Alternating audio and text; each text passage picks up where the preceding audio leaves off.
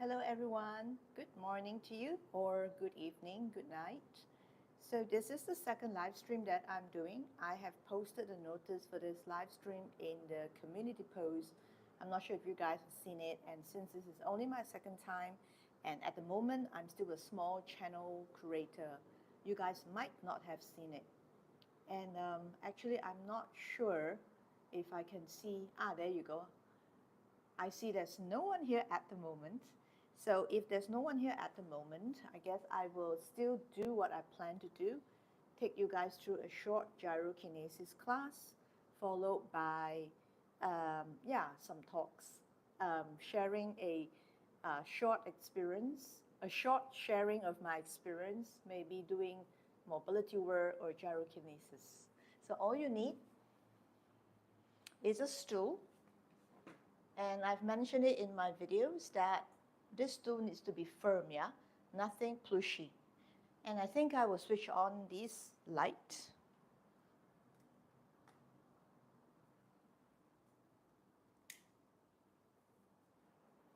Yeah, it's a lot better with this light on.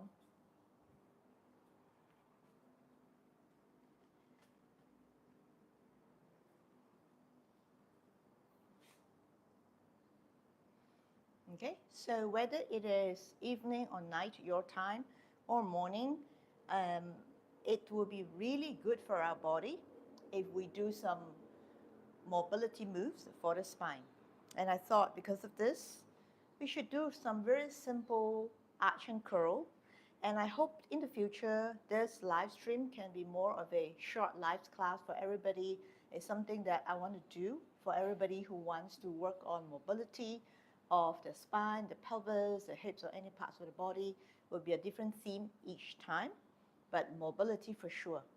And yeah, so I want to do it this way. A very short spinal movement today, okay? So you're going to sit, sorry, with your leg. Put your legs hip width apart first, and then bring it a little bit wider. Have your lower leg slightly to the front. Look, my lower leg is slightly front. I am not 90-90, okay? I am slightly front here. This is what I want, the angle. This is where we can connect best to our core, our pelvic floor, and engage our inner thighs.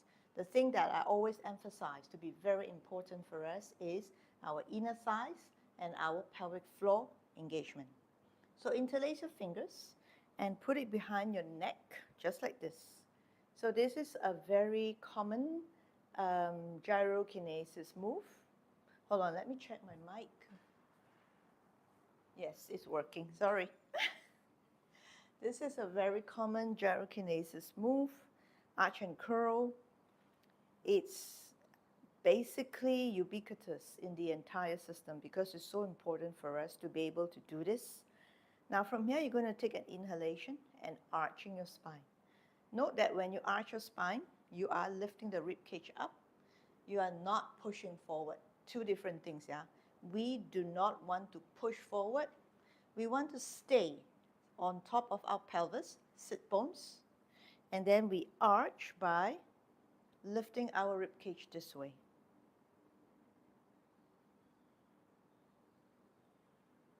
Like that, okay? This is arching. Stay there for a bit. Breathe, inhale, and exhale. One more, inhale, and exhale. Okay, and from here, you're going to go into a curl, just like this, okay? Now, don't drop your elbows, because when you drop your elbows, you will end up slumping. We do not want to slump. The arms are still active. Try to push the floor with your feet so that you get a kind of elongation, although you're curled, yeah? And from here, you're going to inhale again. And exhale. Again, inhale. Inhale into an arch. Exhale into a curl. Couple more times. Inhale into an arch. Exhale into a curl. And one more. Inhale into an arch. And exhale into a curl. Come back up into an arch. Stay there and let the back of your neck rest on your palms. Looking diagonally up here. Stay where you are. Now see if you can feel like your inner thighs sort of want to come towards the center, engaging our adductor muscles here. Stay in an arch. And from here, we're going to do 2 times each side to the right. Chest in line with your right thigh. Inhale. And exhale.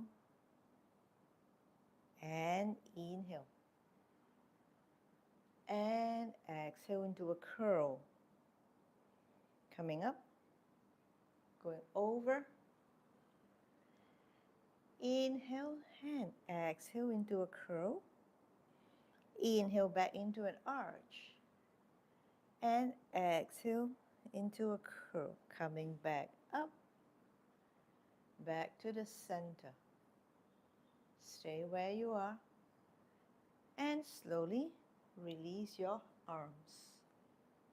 So that's a very basic gyrokinesis move, arch and curl. But if you have tight lower back, or if you feel tight in your spine or shoulders, just by doing that continuously, if you can for 10 minutes or a little more, it's good. Keep doing breathing according to the movements of the ribs here. Inhale, we lift our ribs because our diaphragm is open here. So you take in the air. Exhale, curling, feeling like you're pushing the floor because here our chest cavity narrows to push the air out. Okay, so we exhale. I hope this explains the arch and curl movement of gyrokinesis. And if you're watching this video post live stream, maybe also turn on your notification bell. I'm not sure if community posts will, you'll be notified about community posts, but that is where I post updates on the live stream time. And then you can join me for my live classes in the near future, okay? So that is a very simple movement, arch and curl. It's essentially moving the rib cage this way, okay? Something like that may not look like much, but micro movements go a very, very long way. Okay, so with this, I just want to share a little bit about gyrokinesis, my experience in practicing every day, and actually how it has transformed me. And let me shift the height of this camera first, tripod rather.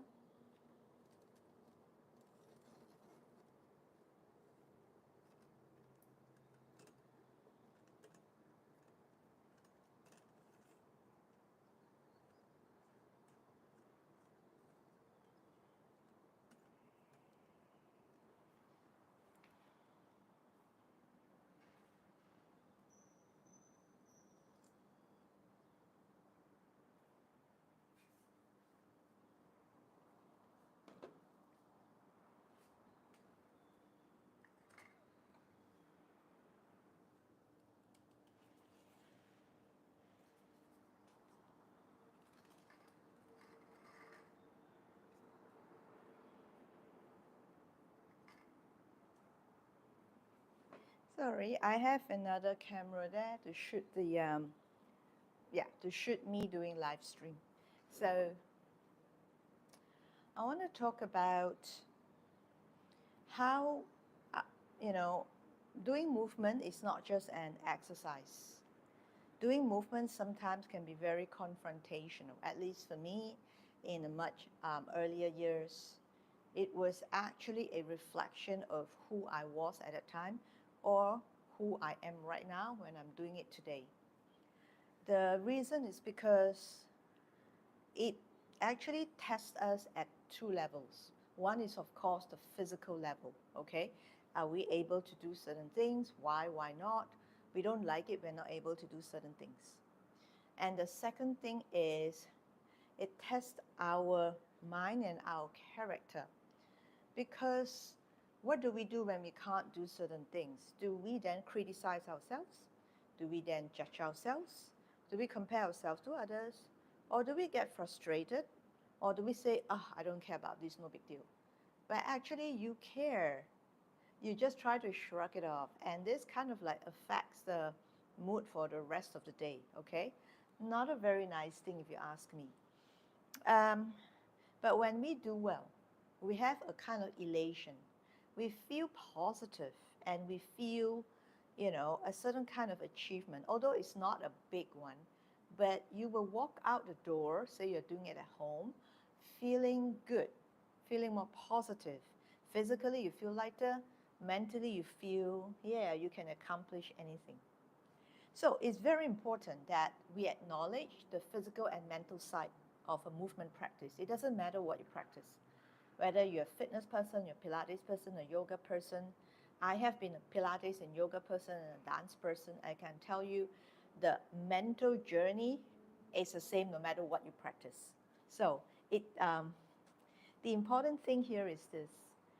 Besides watching our body, when it comes to movement, we must also watch our minds, yeah? When we do well, how do we feel? What do we think? When we don't do well, how do we feel? What do we think? Okay? I'm sharing this because I used to judge myself a lot when I was attempting handstand yoga. Because of my scoliosis, I couldn't do it. And I judged myself harshly. It's like everyone could do it effortlessly. Everyone else was so symmetrical. Why am I not symmetrical? I was so angry. Of course, I judge myself harshly and then I compare myself to others, which is even more harsh. And that compounded to years and years of like judgment. And I started having thyroid problem. Thank goodness I met good people, including good healers and doctors, pointed out this issue. I have very, very good acupuncture doctor helping me. Therefore, the thyroid issue went away. But I know partly it's because of the anger, frustration with life. And when I couldn't do a handstand, I got angrier with myself. Not a good thing. So I'm very aware now that no matter what, I should not compare myself to others. It's not easy for a competitive person, goal-oriented person like me, but it's necessary to be mindful of that. So for you, it might be something else. You may not be judging yourself harshly, but you might be frustrated. For some reason, it affects your mood, which is not so severe as judging yourself, but it still affects the way you feel. Not very nice. What can you say to yourself when you don't accomplish something, like attempting a handstand or running as far as you want, but you're not doing so today, or doing something like trying to do a simple arm circle, but found that, oops, there's a kink here. I can't really bring my arm so far back. Instead, it's just here, and it has to come down this angle, which is a much smaller range. So you might be a little bit annoyed with yourself. Something so simple, why can't I do it? So what then can you say to yourself? I don't care. No, you do care. So don't try to say, I don't care. You do care. It's important to care.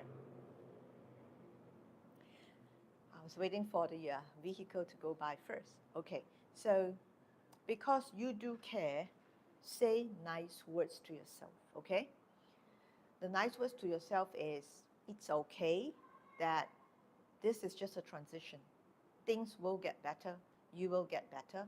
Yes, that sounds a little bit goal-oriented. Why not? It's an aspiration.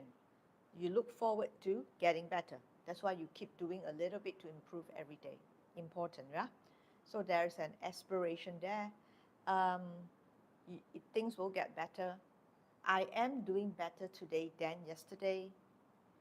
I thank you for the ability to put in this effort. I am putting this effort because I am learning more, going deeper.